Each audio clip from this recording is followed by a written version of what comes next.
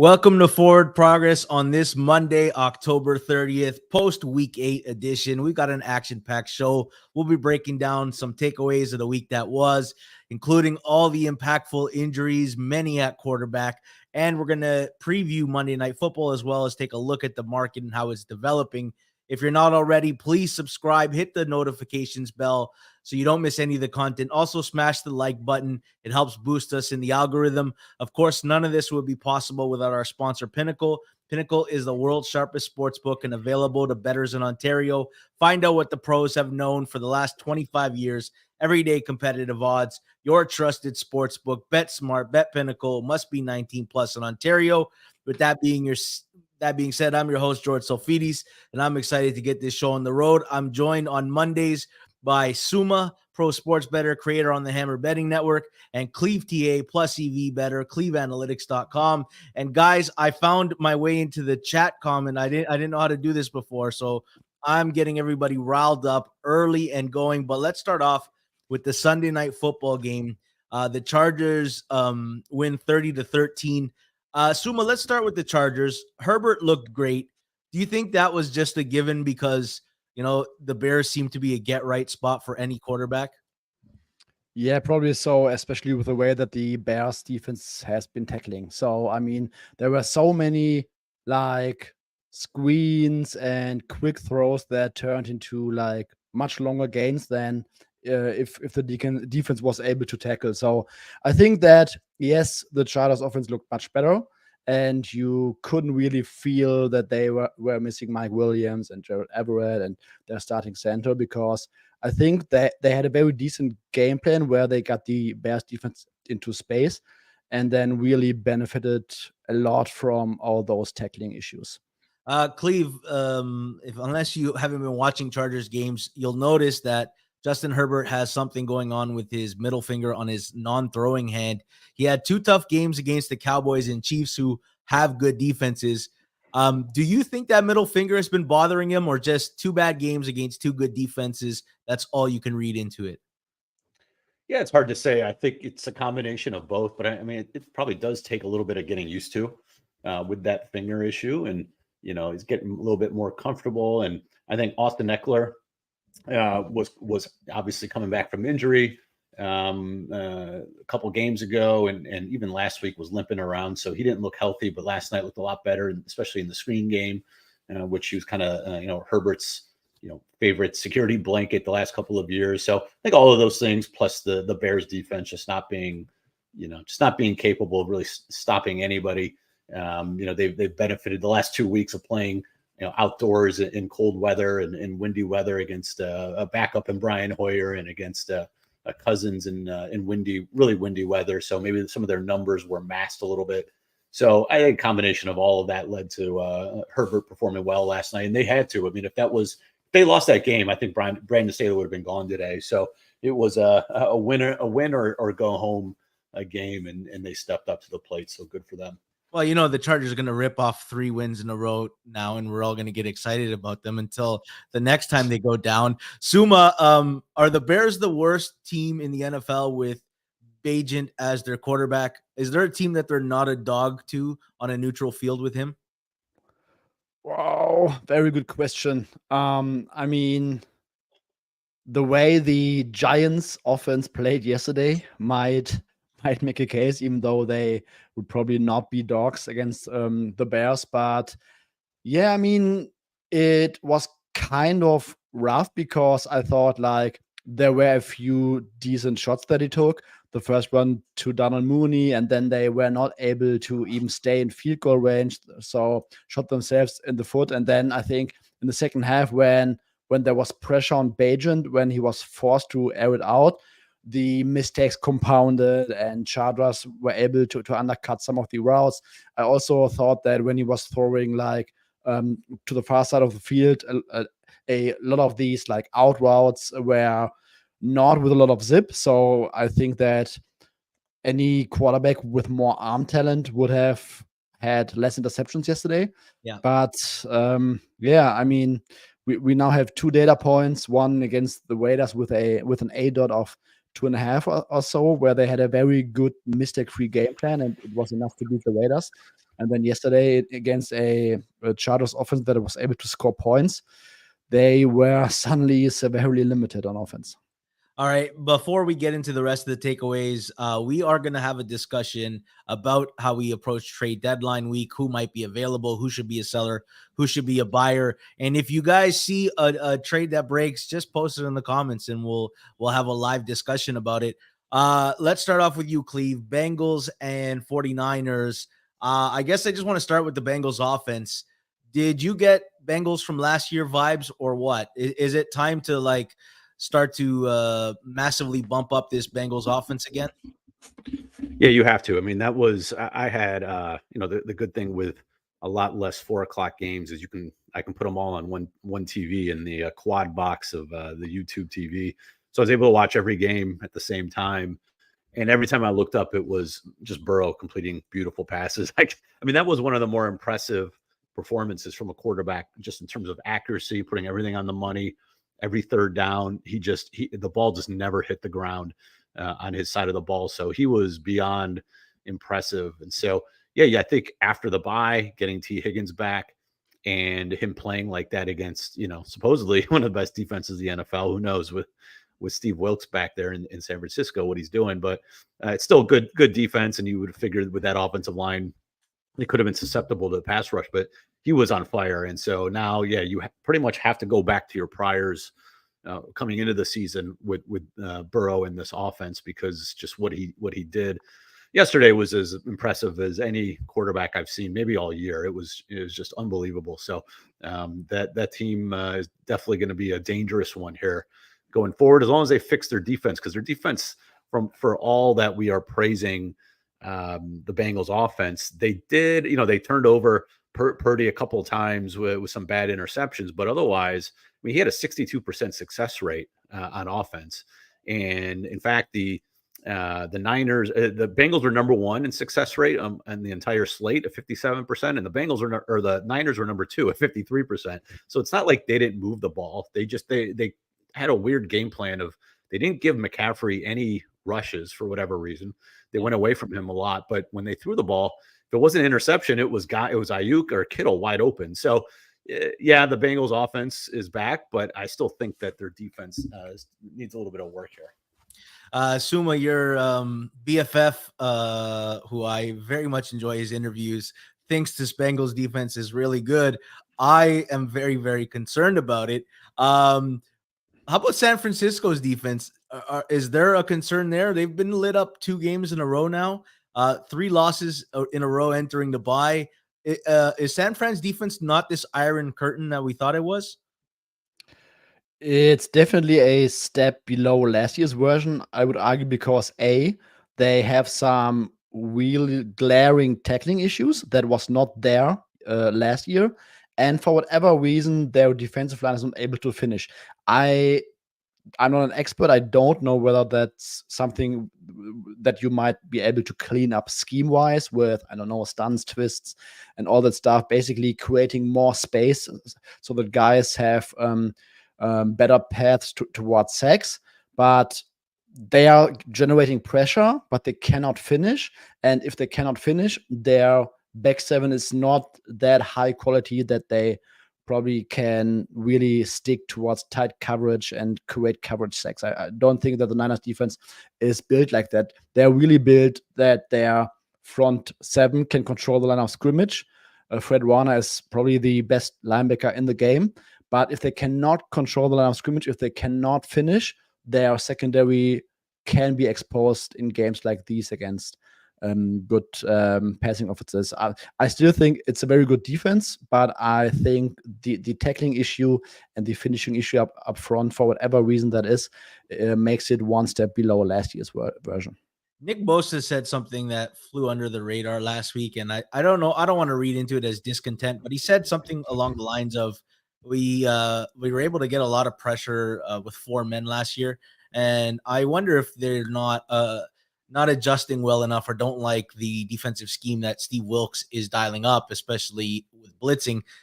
Crypto Don Juan says, hit the like button. And I agree, Crypto Don Juan. I think the people watching right now should hit the like button, because we got a really juicy game and a takeaway and several things that came out of it the Falcons and Titans. I guess if you only watch football for the purposes of fantasy, Will Levis probably did really well for your team this week.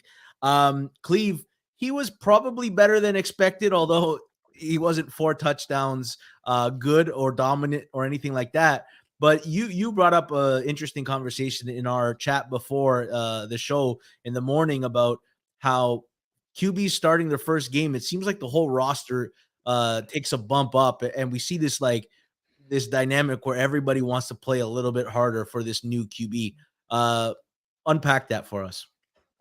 Yeah, obviously Will Levis came in, hit a couple of really big plays. If you look at it, I mean, his down-to-down, play-to-play success numbers are bottom 5 amongst all quarterbacks yesterday, but he hit so many big plays that, those are going to show up on the highlight film. And, I admittedly only watched some of the game.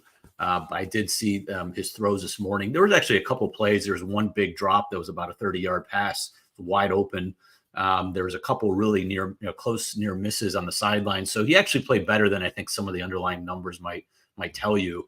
And his arm is really good. But, in terms of his prospects, I'm just not sure going forward. But yeah, I think that raised a phenomenon because I think, I don't know, Suma, you might have had Atlanta. I know I had Atlanta under the field goal.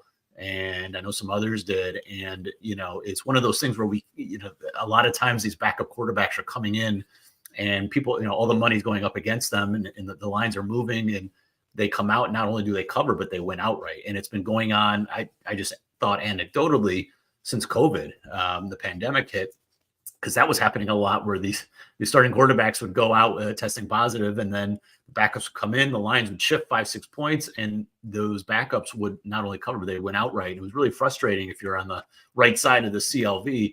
And so I just dug in a little bit this morning to see, hey, if I looked at just quarterbacks that, are not, first round picks that came in, who are expected to play, like a Justin Herbert who came in week 2 a few years ago. I'm talking like second round picks or higher, or just pure backups, guys that were not expected to play, that just are not the, absolute starters in the NFL and were making their debuts in their first starts.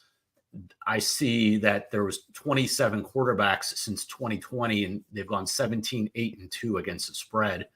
11, 2-2 against the spread since the beginning of last year, which is just incredible. The only loss this year was when DTR came in for Deshaun Watson. And that was really a last minute thing. Like he didn't get the starter reps.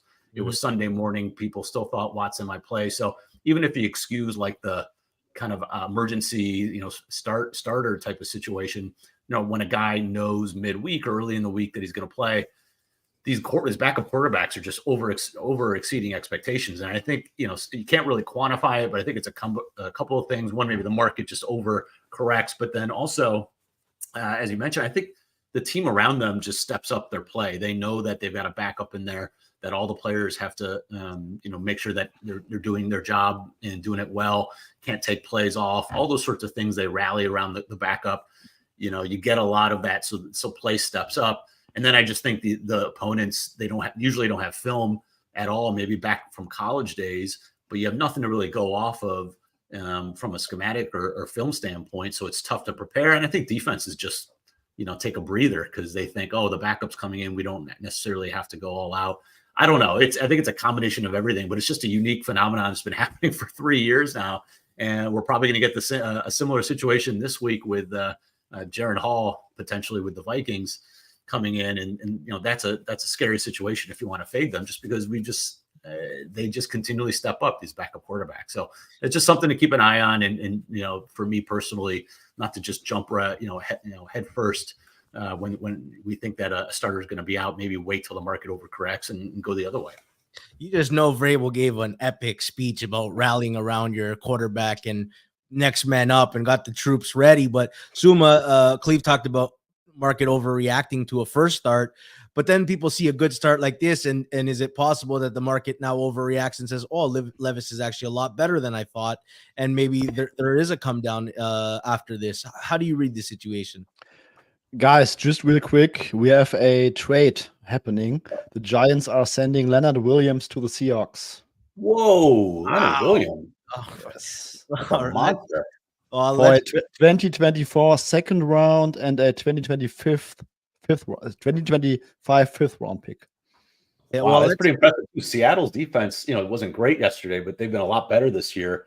Number one against the run, so they get some interior pass rush help. That's huge. Yeah, that is big. You think the Giants are done selling their Suma? I want to get the conversation started a little bit early, and we'll revisit this Falcons Titans game. But do they have other attractive pieces? Like, I know there's some teams that need a corner.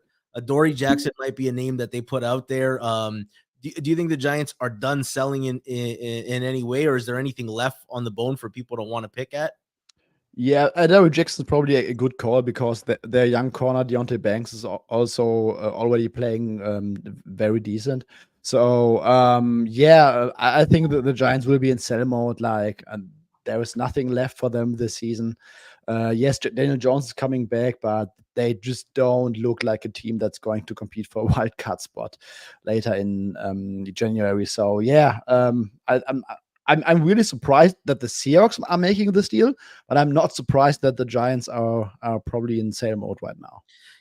When everybody and their mother was projecting Jalen Carter to the Seahawks in mock draft season, it's because we looked at defensive tackle and, there wasn't much talent there. I guess going out and trading for Leonard Williams, it's really a sign of intent that this Seahawks team believes they can make a decent sized run. Cleve, you were ahead of market. Like, you like Seattle. You think there's some upside there.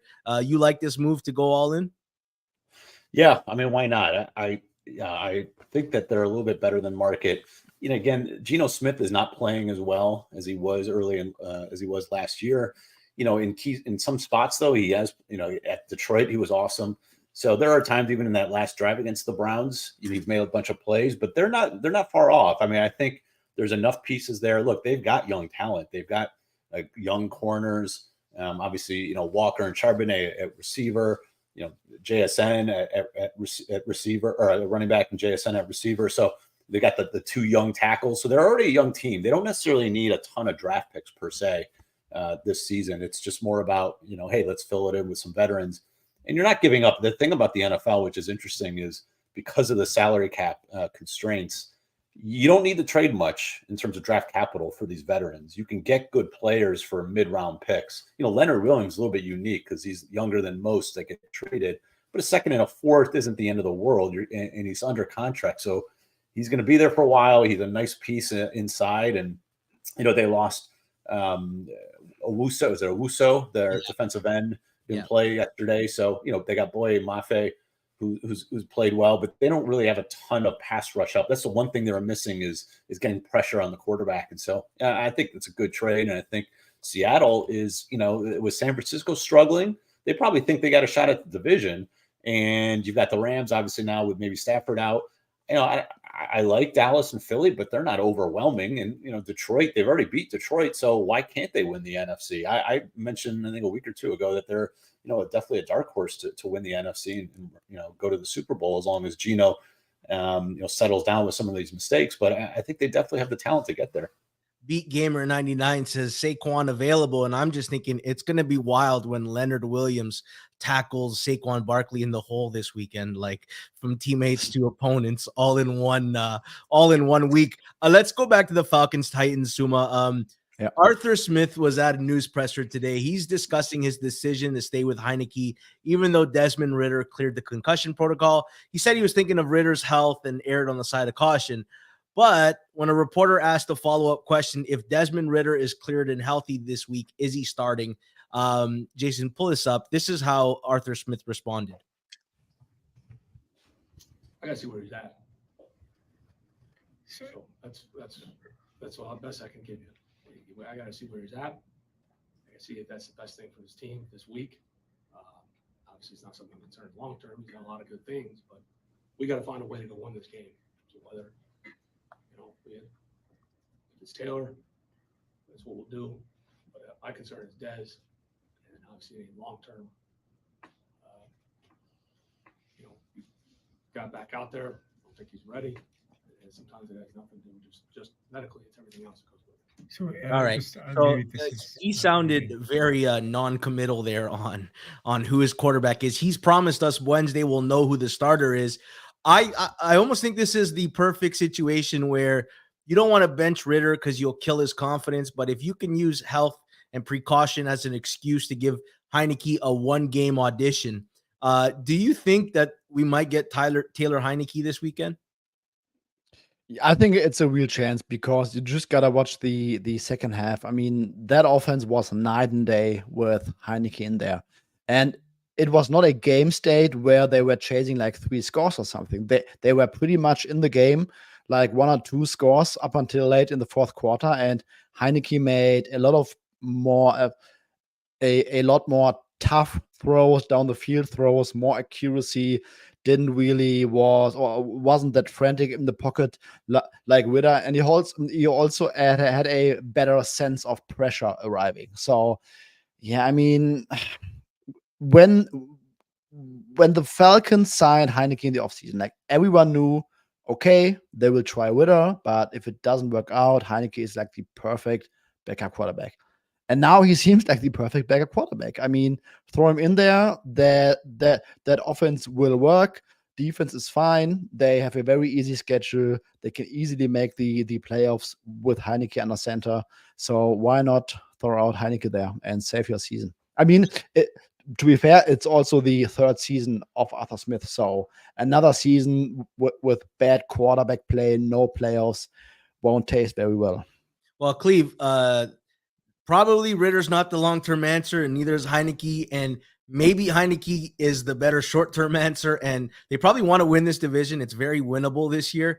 I don't know about you, but my radar's up that I think that Heineke's going to get a start here under the guise of protecting Ritter's long-term health concerns. Cleve, what say you?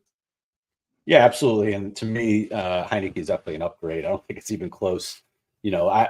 Heineke's one of those guys I loved last year backing with Washington. Like, he gets these 4 or 5 game stretches where, especially as an underdog, the market really doesn't think much of him. And he just always keeps his team in the game and, doesn't make a ton of mistakes, and maybe got lucky with some dropped interceptions last year, but he makes just enough plays that, he keeps you in it. Whereas just Ritter, I don't know. I know he can move a little bit, but he's so hesitant to throw the ball down the field that, he misses out on some big plays. I mean, even if you just looked at just high level, like EPA per play and success rates since the beginning of last year, it's, Heineke is like 10, 12 spots higher out of 56 qualified quarterbacks. So, to me, he's probably a half a point to a point upgrade, in my opinion. I'd much rather lay 4 or 3.5 with Heineke than I ever would with Ritter. Because at least I know Heineke's going to try to throw the ball down the field, and he's going to try to take a little more, some more chances than somebody like Ritter would. So, I'm curious to see what it will look like, with Heineke in there. And I do think that he will get the start. I don't see any reason to go back. You already know what you have with Ritter. You could always go back to him, just give him the week off and see what happens here against a blitz heavy Minnesota defense, which, by the way, Heineke, if you look at some of his numbers last year, he was pretty solid against the blitz. Like, he's not bad when you bring extra pressure. So I would love to see what he's going to do this week. All right, let's talk about Chiefs Broncos, our last takeaway before we start thinking forward. Suma, are the Broncos quietly getting better? This isn't the same defense that gave up 70 to Miami. Yes, absolutely. And I think I saw the tweet earlier today. So there were, I think, 6 or 7 personal changes since that game against Miami. Fabian Moreau, who they signed, Browning's back. Nick Bonito is playing quite well. They got some guys back from injury, like I think Justin Simmons was also out against Miami. So yes, they are playing better, but to be honest, I think it's more like natural regression rather than them really play or really doing a lot of things differently. I think in the first Chiefs game, Chiefs were moving the ball very easily down the field, and then had a couple of bad third and short misses. I think 2 fumbles deep in Broncos territory yesterday. I don't know whether it was the flu, but it was not like the Broncos defense was outperforming expectation. I thought it was more like Mahomes having his worst career game ever. Don't know whether it was the flu. really no clue. Might have been the combination of flu and cold weather. Absolutely no clue. But I think it was obvious that something was off with the team yesterday. And I didn't feel like it was because the Broncos defense was so incredibly well. I think their defense, yes, they are playing better than against Miami, which was a historically bad performance. But I'm not, or I would not go so far ranking them above average or something. Are you trying to tell me that there was something different, that maybe there was someone missing from the crowd that perhaps could have inspired a comeback performance? Is that what you're alluding to, Suma? I can't figure it out. Are you talking maybe it's not just Tomlin voodoo magic, maybe it's also Taylor voodoo magic. Cleve, I'm gonna give you a scale. I just want a 0 to 10 answer, okay? Is the Chiefs offense a concern yet, or do you just chalk it up to the flu? So 10 is we got to go get a freaking receiver here from Mahomes, and 0 is no, they're fine. He just had a flu and it was just an off day. Where's your level of concern on the Chiefs offense? Well, just the Chiefs in general, I'm not concerned. Again, I've talked about this before. I don't change any sort of ratings or opinions from game to game on any of these teams, because I know that there are clunkers here and there. There are outlier performances. And unless there's a fundamental issue or difference in a team, to me, it's just one game. It doesn't matter to me. And again, all those things, the flu issue, Travis Kelce going to the World Series on Friday night and flying back. Who knows if that had something to do with it? And again, we talked about this, I think, in our chat. Teams ahead of a overseas trip to Europe are only covering at like a 38% clip. Like, they are really underperforming over the last 20 years since teams started going to London and Germany. And so it didn't surprise me that they underperformed here. It was just like one of those where we just beat this team. Maybe don't use all of our great plays. Guys are sick. It's just all of that combined. And I do think the Denver defense, by the way, is a lot better. Again, not top 10 level, but I think they're in kind of the 18 to 22 range instead of being historically bad. And they got Browning back and Cooper back on the edge. DJ Jones up the middle. They got Josie Jewell back.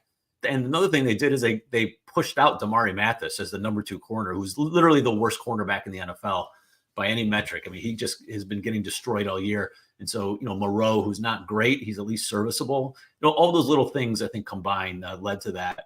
I think for the Kansas City, I think they do need a receiver. I just tweeted about jokingly Mike Evans to the Chiefs would be so much fun, because they just need that reliable guy. I know that they've been kind of working on a committee the last couple of years, and it's worked to some extent. But I just think that if they could just get that one guy that, outside of Kelce, that teams can't totally game plan to stop, who's going to be reliable, I think a guy like that would be great. I'm not sure if they'll do it, but if you're going to trade for somebody, stop trading or picking up these kind of middle tier type receivers who aren't capable of playing outside from down to down. I think Rashee Rice is fine, but if you could put a stick of Mike Evans out there, that would be awesome. I think with Mahomes, you're always going to be fine. It's just more of like nitpicking, like who you get Mike Evans, to me, you just solidify going to the Super Bowl again. Well, yeah, that was why I was alluding to this scale, because I don't believe it's a 0. I believe there is some concern receiver wise. The Chiefs offense hasn't felt great all year. Michael R. Kellyan says Mahomes wide receivers create 0 separation. Matt says fundamental issue of double Kelce and force guys that can't catch to beat you. So let's dive tail into our trade deadline discussion. And before we do, please, if you are enjoying this content and you haven't done it yet, smash the like button. Suma, Cortland Sutton, Jerry Jeudy, Devontae Adams, Hunter Renfrow, DeAndre Hopkins, Mike Evans. There's some interesting names out there. Who of those receivers do you think is the most likely to get moved? And do you think the Chiefs are the team that's going to make an aggressive move? And if they don't, should they be the one? Damn, I was muted. So I think Jerry Jeudy is a very good trade candidate, because you can sell the rookie contract on top of it, and teams can negotiate a new one with him. Panthers probably looking for a right receiver. That might be a great fit. Mike Evans, I think at least to us it's pretty obvious that the Bucs aren't going anywhere this year. So I think no reason to not let Mike Evans go to a contender. I really like the idea of TA that it could be Mahomes throwing the ball to Mike Evans for 1.5 more years. Would be interesting. Chase Young is probably going to be on the hot seat. Young or Montez Sweat. I don't think that both will stay at Washington. I think the Chiefs have to do something, but I also am not really concerned because going into the week, Patrick Mahomes, I had him second in EPA per play. He had some bad turnover like early in the season, like that tip pick 6 against the Lions in week 1, when you strip out that kind of stuff, which is not really predictive, especially for a guy like Patrick Mahomes. He was basically up there with his casual elite MVP numbers. So not overly concerned. I think, yes, getting another stud or at least competent receiver will make this offense less fragile going forward. So might be a good idea to maybe just try what you can get there. I mean, can I interest you guys with Hunter Renfrow, for example? I mean, Renfrow. Send him to Buffalo. was- He should be in Buffalo. That is the he is the Cole Beasley replacement. Yes, Like, that was Cole perfect. Beasley. Yeah. Yeah. Cleve, how do you approach betting this week with trade deadline looming? Do you wait specifically on teams that have been rumored sellers or buyers? Well, first I made a mistake. I said Leonard Williams is signed long term, and but this is the end of his contract. So they traded a second and a fourth for a rental, which is interesting. How do I approach this? I mean, I did for a second think I was thinking about taking the Patriots at 2.5 over Washington, purely because I just assumed that the Washington would be trading, guys like Sweat or Payne or Chase Young off of their roster. I did see those reports that if they lost yesterday, they would be sellers. And so, getting ahead of something like that would have been interesting. The fact that, Kendrick Bourne goes down with a torn ACL and he's their only receiver that I would ever have an interest in. I mean, he's the only one who creates separation, who makes all their plays. So, that kind of kept me off of it. But that would be one scenario where I would consider maybe fading a team like that. Maybe like a Carolina, if you think Brian Burns is going to be traded, you back a team like the Colts on the road. But even then, the Colts might. Who knows? Colts could trade DeForest Buckner. I don't know. There's situations that where both teams have the opportunity to make trades. I personally am just sitting it out. Combination of just not knowing with the deadline, and then these backup quarterbacks, the injury reports, and the long-standing chat that we've had, with our Slack in terms of just getting early week CLV hasn't really mattered at all when it comes down to it. And is it really worth giving up the rest of the week information and potential injuries that pop up out of nowhere? Is that worth getting in early? And it just doesn't seem to be. So it's a combination of those things that have left me out. Like I said, if you have a strong suspicion that a team is going to be trading some key pieces, then yeah, you could fade them early. But I just haven't done that. I wonder if what kind of rebate I can get from my bookie for taking the Patriots 10.5 and it closing 7.5. I'd love to cash in those 3 points of CLV. Suma, who's the biggest name that's going to get moved at this deadline? Do you think it's Leonard Williams? Do you think it's a guy like Chase Young or Montez Sweat? Or do you think Danielle Hunter or maybe one of those receivers we talked about?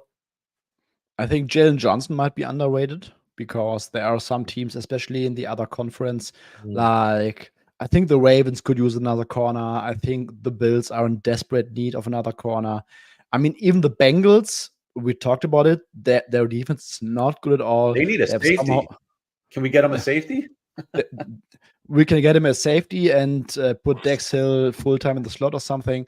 But I think Jalen Johnson, he's looking for a new contract and probably might be a good idea for the Bears, who will have a shit of draft picks next April to get some more assets to maybe go up for a quarterback and trade Jalen Johnson. I mean, Jalen Johnson is a decent cornerback, but having him or not having him will not make a huge difference for the Bears this season. So maybe get some draft capital, let a different team give him a decent market size contract. And I mean, Bills could really need a guy like Jalen Johnson.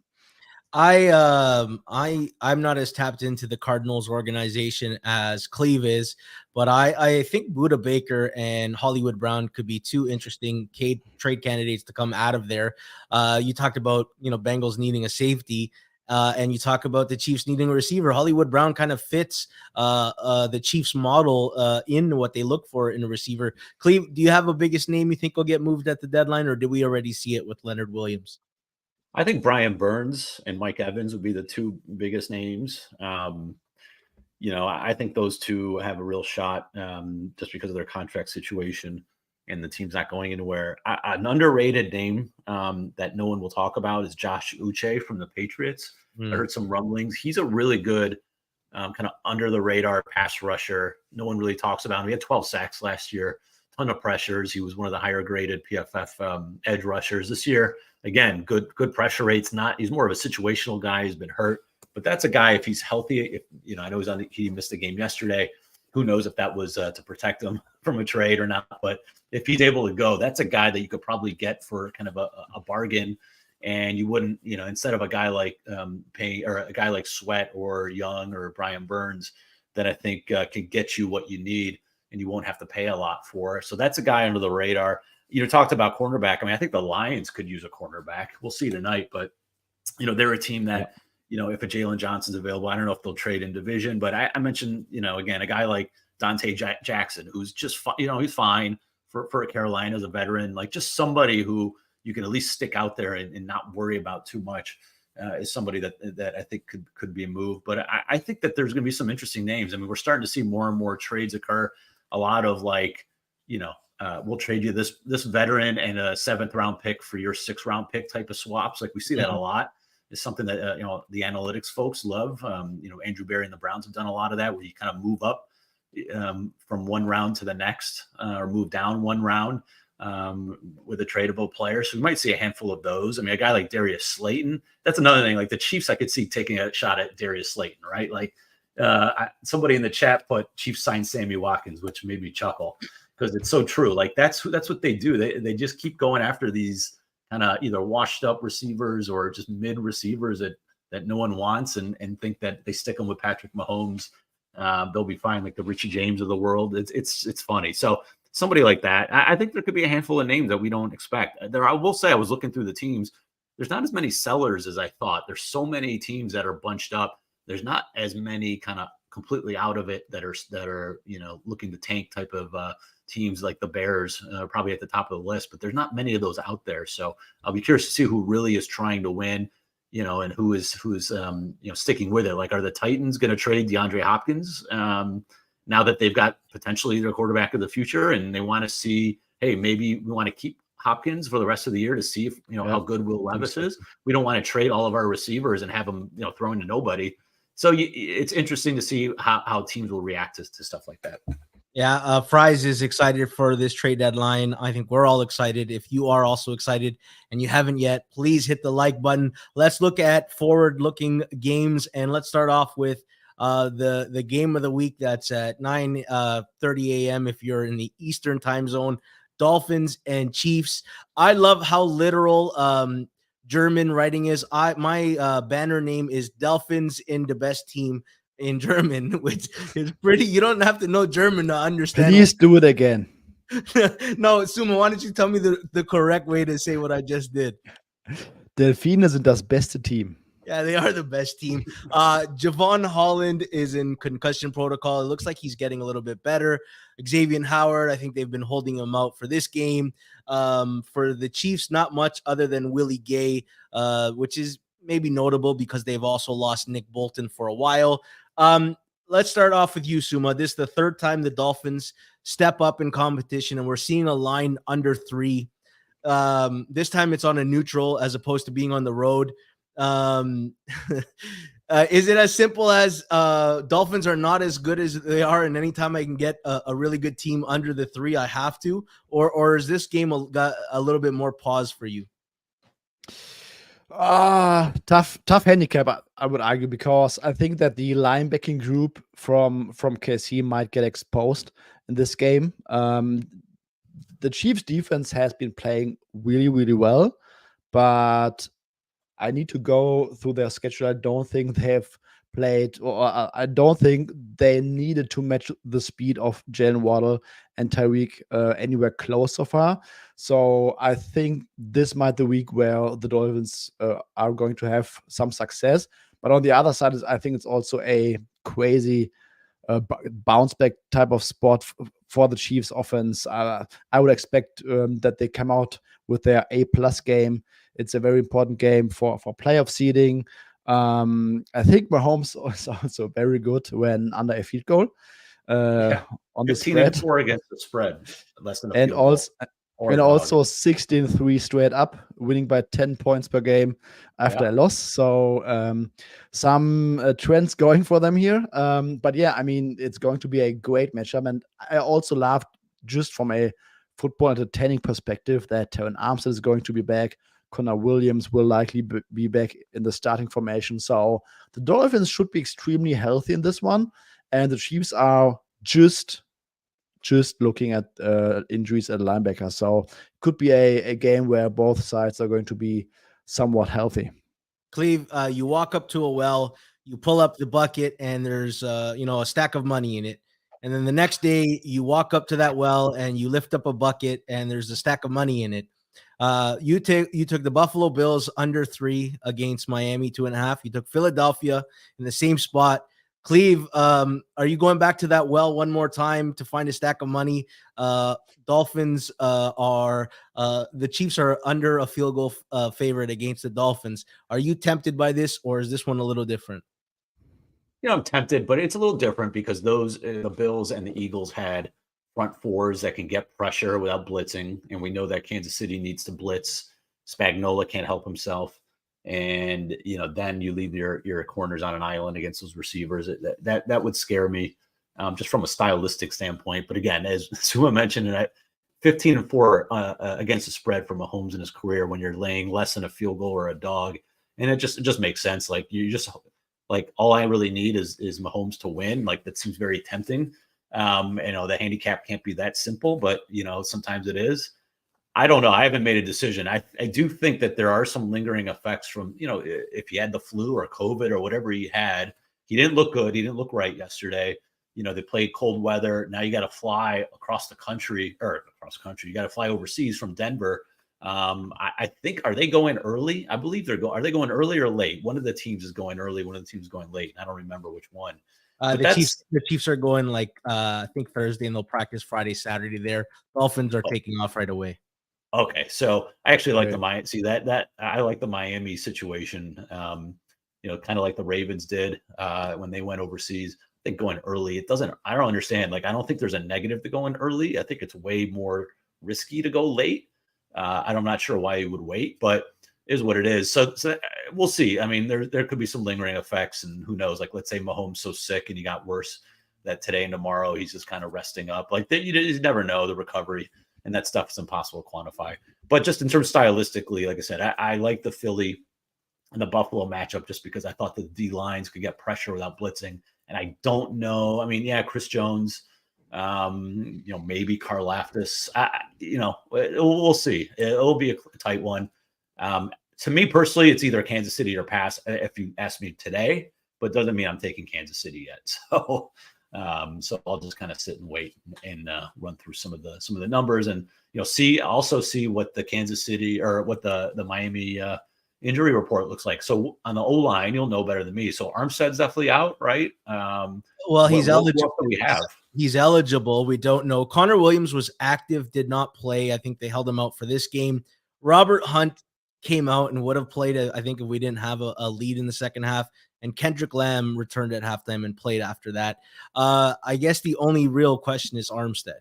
Armstead is traveling to Germany. So I think if there's no chance that he could play, he would stay there. So I think this is a very encouraging sign. I don't know if you guys want to make the difference too, right? So just seeing what the injury report looks like, I think this. I mean, what do you think, Suma? Does it get the 3? Are we at 2.5 right now? Pretty steady. If you ask me, gun to my head, I would probably lean towards it's rather going to 2 than to 3. I'm not sure if you guys have watched the movie Titanic. Suma, have you seen the movie Titanic? 10 times. Cleve, how about yourself? I have not seen it. Right. It's been a long time. I have not seen it. No. You have to do that. If you can find 3.5 hours of your day, do it. There's a scene in the beginning of the movie where Leonardo DiCaprio's character wins a poker hand, and he's got 5 minutes to board the Titanic before it leaves. He wins his ticket. This is it. This is the last time Tua Tagovailoa is going to be not the favorite to win the MVP award, because after Miami shows the world how good we are on Sunday morning, this is it. It's over. The train is leaving the station. Tua Tagovailoa is going to be the MVP of the year after we beat the Chiefs. So that if you want to jinx it, why don't you offer more money to some of the followers, and we'll. If the Dolphins win, I might. He's going to be broke by the time they win a big game. I might show up with face paint if the Dolphins win and do the whole show next Monday with face paint. All right, let's move on to the Vikings and Falcons. Just quickly, Suma, what is Kirk Cousins worth to the spread? And it's very hard to quantify because we don't know much about Jaren Hall. Yes, that's the issue. I would argue it's a lot because Cousins has been, I would argue it's his best season ever so far. Just the way that he's playing and elevating the whole offense in terms of EPA per play. I had him 5th going into the week, and I would be shocked if that's worse after that Packers game. Also, from a grading perspective, he's top 7, top 8. So he really was having a nice season, and I thought it's incredibly sad for us football viewers because the Vikings, they really had the chance to go on a run and at least make the wild card here, because their offense was clicking, offensive line was holding up very well. JJ was coming back in a few weeks, and what's also interesting about them is that their defense is completely outperforming expectations. I mean, Brian Flores is doing a very good job, and this team is better than last year's version, but it's just that the record is different because they had a lot of luck going for them last year and not so much this year. So that's really the difference. I think they were a better team than last year, and it's very sad to see a good quarterback go down like this. Well, that's part of the reason I can't get to this number with Atlanta at 5, and maybe it goes out a little further because Minnesota has a good O-line and good weapons, and I like their defense this year. It's playing at an average level. Cleve, if you were interested in a team like Atlanta, do you think a guy like Heineke's worth a spread bump? I don't know if the market will realize that, but I think he's worth at least half a point to a point on a bump. Would you feel a lot more confident that Atlanta's going to win if it's Heineke at quarterback? Yeah, I mentioned earlier, I have him almost a point higher than Ritter. But again, we're running the same situation I talked about before with the backup quarterbacks. I mean, Jaren Hall, nobody knows anything about him. Fading him seems smart, but God, these guys always step up. I will say what I know of Jaren Hall is he's a rookie out of BYU. He's highly athletic. He had one of the highest relative athletic scores.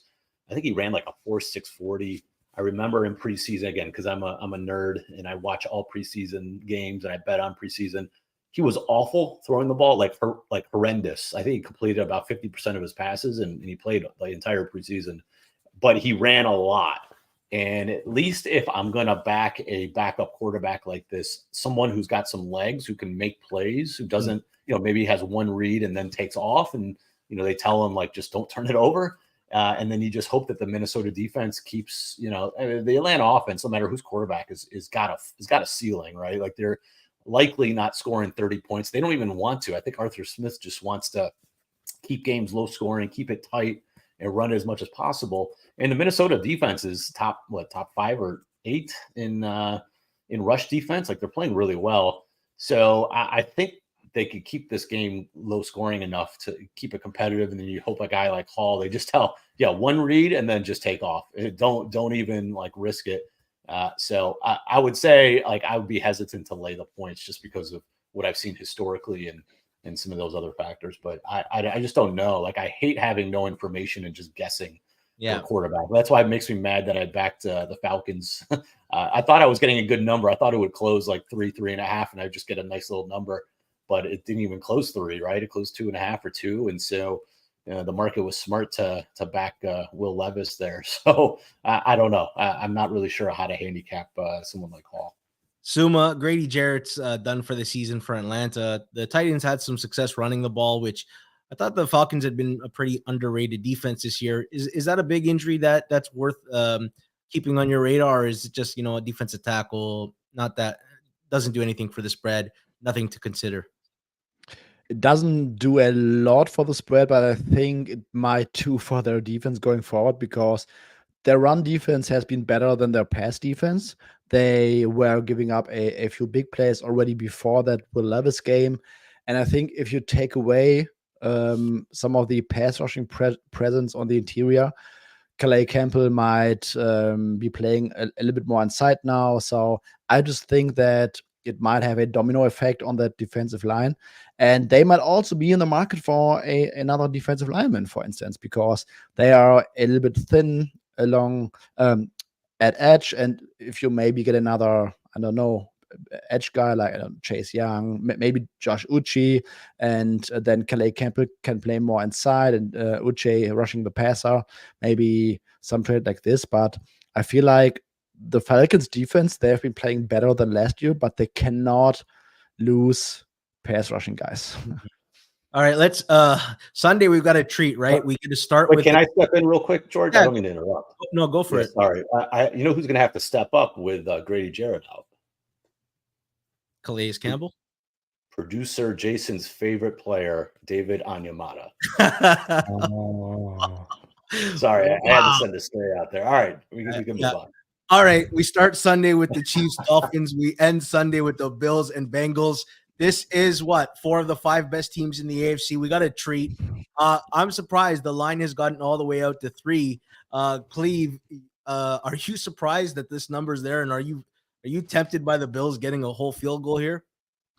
Yeah, I'll say I was surprised. I guess the lines usually before they come out. Just off the top of my head, I'm usually within a half a point to a point, like 90% of the time. And I was off by like 4 points. I thought that Bills would be favored just because I know the market respects Buffalo so much. Even last year when these teams were, Buffalo was good, but wasn't necessarily the top of the NFL.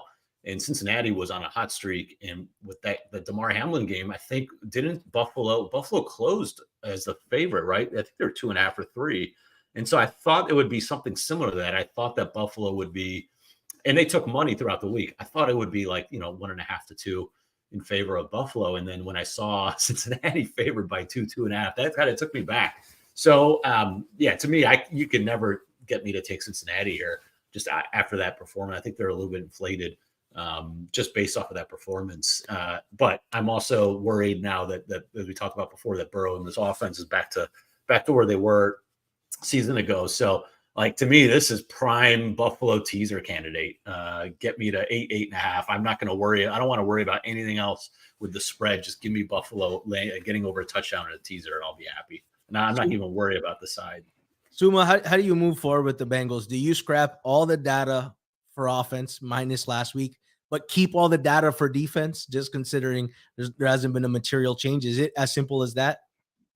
Yes, and probably last week you don't want to overreact too much to it, because yes, they played incredibly well against the 49ers, but the way they played was probably more towards an outlier performance even for the Bengals. So I mean, if you get this performance from the Bengals, I would argue it's very hard for any team to beat them, because that was like surgical. That was perfect, and that's something that defenses, no matter which defenses, can't really stop. So I think last week was great, but it will not be the gold standard going forward. But I will also scrap everything that went on before, and I probably back towards my prior going into the year with a completely healthy Joe Burrow, and the defense I don't have as high as last year. I think that defense is average at best. Yes, they have a big Lou, top 5 DC, who can always make some or a few subtle changes that where he can come up with a great game plan. But overall, talent-wise, I don't have this defense anywhere close to last year's version. I'm going to tell you how popular Joe Burrow is. If you collect trading cards and you understand markets and who people like, and that's how the markets are valued by the demand for who the players want. Mahomes is the most valuable card you can get of any player, all his rookies, because everyone knows, when it's all said and done, he's probably going to go down as the greatest of all time. Burrow is number 2 with a bullet. His cards are worth more than every other quarterback in the league. The world loves Joe Burrow. He's cool. He's got charisma. There's an it factor to him. And my God, if Joe Burrow goes out and smashes the Bills on Sunday night, I promise you the liability for Super Bowls for all sports books is going to get out of control by next Monday. Let's look at this Monday's game. Raiders-Lions. I guess some of the injuries to watch are David Montgomery, who's out, Jonah Jackson and Frank Ragnow on the Lions O-line, and then Amon-Ra St. Brown is ill and he's questionable. One of our friends and somebody I do the show with put out how different his number was on the Vikings versus the market. I also had an extreme difference in opinion with market in this game. It's nice to see that the line is down to 7 now, because I thought getting anything over was a bit outrageous. Suma, how do you look at this game? Where do you begin to even think about placing a bet here? Yeah, first of all, when it comes to the market, I mean, it's game day. Limits are high. And there were some very influential, smart people who popped Las Vegas all day and brought this down to 7. So that's something that you have to respect. I think if your number is higher than 7, you might still take Detroit, but it's at least something to take into consideration that a lot of big bettors are betting the Raiders today. Might be some information about Amon-Ra St. Brown. He might be limited. Don't really know. But something must be there that people are betting so much money on the Raiders today. Matchup-wise, I cannot find a lot of arguments as to why the Raiders defense would generate a lot of stubs against this Lions offense. Last week's game, yes, was probably a tail outcome for the Raiders defense, but they cannot tackle. Everything outside of 98 is so bad. They cannot tackle in space. They cannot really control the line of scrimmage. Their secondary struggles at covering. The Lions are a very decent team when it comes to picking up matchup advantages. So I would expect Ben Johnson to come up with a great game plan on the ground and maybe mirror some of the concepts that the Bears used last week, who had I think 50+ success rate on the ground against this Raiders defense. And this just seems like the dream matchup for this Lions offense. Like, pound the ball and at some point open it up, let Jared Goff cook on play action. Then on the other side, I think that the Lions defense is still very overrated. They were overrated going into last week. And Jimmy Garoppolo, I think there's some uncertainty with quarterbacks coming off injury. He missed some practice. I think he was limited in his first practice this week. So he missed some time, might be rusty. That's something to consider. But overall, Jimmy Garoppolo's numbers are not bad this year. So I think there is an avenue for the Raiders to score here. And then it's probably a matter of asking yourself whether you trust the Raiders to keep it close here. I think if you're somebody who builds numbers and only relies on data, you got 2 bad backup quarterback games dragging the Raiders data. I also think the Lions data, even though it's not good in the secondary, I also think it's skewed by the fact that they blew out the Bucs, but Baker Mayfield missed a lot of wide open touchdowns, like Trey Palmer and Mike Evans dropped balls. The Chiefs dropped a ton of balls. The 2 times they played offenses with a pulse, the Seahawks and the Ravens put up a ton of points on them. Cleve, you said the Lions probably should consider trading for a corner. Is that the angle? If the Raiders are going to win, it's because they'll be able to have passing success here? Yeah, the Raiders befuddle me on offense, because if you just look at just on paper, they've got a good offensive line. I mean, Garoppolo's been pressured, I think, the least of any quarterback in the NFL. They've got Devontae Adams and Jacoby Myers and Hunter Renfrow. Like, that's as good of a receiving core as you can find in terms of top 3. Michael Mayer has actually been playing well lately as a rookie tight end. So like you've got Josh Jacobs back there, but Josh Jacobs has done nothing. He's been stuck in mud.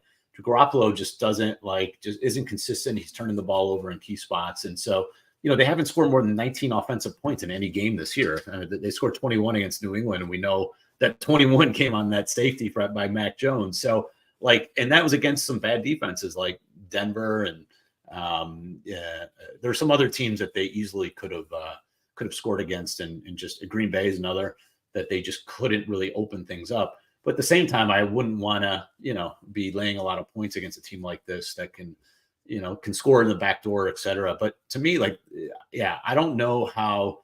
So I'm not sure who's going to defend those receivers. If Garoppolo just gets the ball outside, they should be able to score enough to keep up. Detroit on the other side, the Ben Johnson is going to take advantage of all these bad matchups. You look, the only player on defense that is worth anything for the Raiders is Max Crosby, and you've got maybe the best set of tackles in the NFL to slow him down.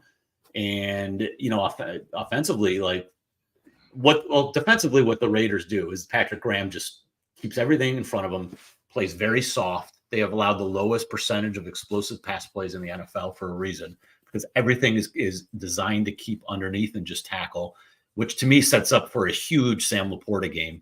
The Raiders are 28th in EPA over the middle of the field, and we know Goff loves the middle of the field, and he targets Laporta the most out of any player. You look at some of the who the Raiders have faced from a tight end perspective. It's the easiest kind of schedule of opposing tight ends when you look at yards per attempt. They haven't faced anybody who really would scare you from a tight end perspective outside of Pat Freiermuth is probably the best one, and he had 41 yards in that one game against the Raiders, and I think he's had 12 combined yards in the 3 other games. So I think this is going to be a monster Laporta game. I actually laddered his prop yardage totals if anybody's interested. So you can get some deep, kind of out of the money alternatives if you're interested. So I think, and they're going to be able to run the ball all over this Raiders defense. They can't stop the run. They got, obviously great offensive line. So I think it's just going to be a dink and dunk fest. It's going to be a lot of swing passes, a lot of short passes to St. Brown and Laporta, or St. Brown if he plays, and Laporta. It's going to be, run the ball. So I think it's going to chew some clock. I looked at the total, thinking the over could be interesting, but I just think this is going to be a game where Goff goes 25 of 30 for 275 yards, but it's going to take them 10, 12 plays to get down the field. So it's going to eat a lot of clock. There's going to be very few incompletions. But I also think that there's enough, with the deficiency in the Lions pressure, from a pressure perspective and from outside corner. And I think that the Raiders could at least, at worst, get a backdoor situation. So something something in the 26 to 20 range. I don't know. I didn't bet either side, but I think that's something that's very viable. Anyway, I just the only way that the Raiders, even compete, in my opinion, is if they're able to tackle, keep everything in front, maybe cause a turnover. I will say some of the thing with the Raiders, and maybe they're why they're taking money. Again, I don't know if it's an information thing, but some of their numbers are just skewed by the fact that they've turned it over. They have the highest EPA lost due to turnovers on offense. Mm-hmm. And defensively, they're 29th in creating those turnovers. So they've gotten really unlucky from that standpoint. So a lot of their metrics are just purely kind of, they haven't gotten any luck from that perspective. So if the ball bounces their way, maybe it's expected to, that's maybe, kind of hidden under some of the other numbers. But to me, I'm just banging all over that Laporta props and hope he has a big day. Otherwise, I don't want really either side here. There's a custom in Greek tradition that when someone is on their deathbed, the priest comes in and he says a prayer and gets them prepared for their next resting place. So for those of you who have left your survivor pick up to the Detroit Lions, start brushing up on your Hail Mary prayer, because this might be the end of your survivor season. Zuma, Cleve. He called it outright. I say that jokingly, but I like my numbers still have value at 7. I don't know what to do. I'm either too low on the Lions or too high on the Raiders, or a combination of both. George, real quick, you know what the problem too is? Detroit just outplays they outplay their numbers at home by such a substantial amount that I don't know if the market could fully capture it. They just, I mean, they've scored scored at least 25 points in like, I think it was like 14 of their last 16 home games. Like their offense on the turf is just incredible. So I don't know if the market always captures it because the splits are just so gigantic. But so maybe that's what, from a numbers standpoint, I don't know if that affects your numbers at all, but that's something I've noticed is just, they play so much better at home. It's been going on for almost 2 years now that, when you model this stuff out, you get full season numbers that include the road splits. And so maybe that drags it down a little bit. That's the only, from a numbers perspective, that would scare me. Lions. Yeah. Yes. Lions since the start of last season, 32.6 points per game at home. The only time they stayed below 20 was against the Packers in that 15-9 affair where I think Rodgers had these 2 or 3 red zone interceptions. Yeah. It's crazy. So we're going to need 35 points from the Raiders tonight is what you're telling me soon. Just throw it up to Adams. Just throw it up Let's one-on-one. go, Devontae Adams. Time to win some fantasy owners of the week. 3 touchdown performance incoming. Suma, Cleve, this was really entertaining today. Thanks so much, man. Yes. Absolutely. We are going to root for your Raiders pick because I don't have any skin in the game, and I will watch the game tomorrow morning with my coffee, and I am going to root for you. Suma, I had the Bills in Survivor already as a winner, so I do want them to lose. I had the Chargers, so I also am invested from that point. Suma, are you going to be cheering the Dolphins or Chiefs, or are you gonna go with the Rob Lowe NFL hat when at the game? Is he going? That's the question. I don't even know how far away are you from there. I am away, I think, about 2.5 hours, and I was very fortunate because George is the absolute GOAT and gave me 2 tickets for the game. And now I'm rooting for my wife to get the baby very early so I can go to the game because if the baby is not going to come out before the game, I will have a hard sell of going there. What did Sean McVay say? My baby knows that football's on Sunday, and there's no way it's arriving on Sunday.